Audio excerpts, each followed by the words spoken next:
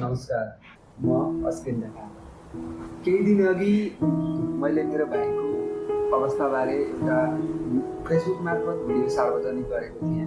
त्यो भिडियो मैले सोचेभन्दा धेरै माया, साथ र हौसला पनि पाएँ।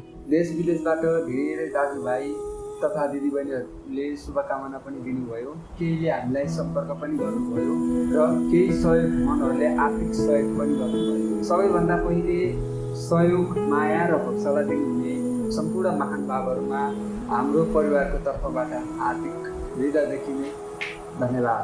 आजको यो भिडियो विशेष रूपमा एक सहयोगी मनलाई धन्यवाद भन्नका लागि हो। आदरणीय समीर ढकाललाई, तपाईँले हाम्रो परिवारलाई विश्वास गरेर पठाउनु भएको सहयोगको लागि हृदयदेखि नै धन्यवाद।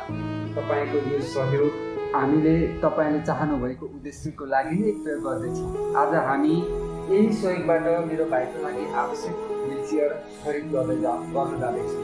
तपाईँको सहयोगले एउटा व्हिलचेयर मात्र दिएको हो, मेरो भाइको दैनिक जीवनलाई अझै सहज बनाउने आशा पनि दिएको छ।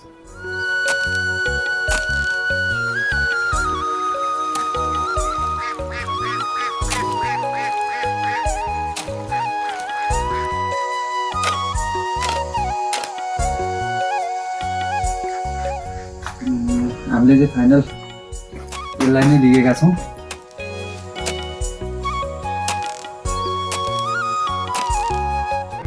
आज हामीले समीर ढकाललाई सहयोगबाट मेरो भाइको लागि आवश्यक व्हिलचेयर खरिद गरिसकेका छौँ र यो व्हिलचेयर सकेसम्म छिटो उहाँसम्म पुर्याउने कोसिस पनि गर्नेछौँ।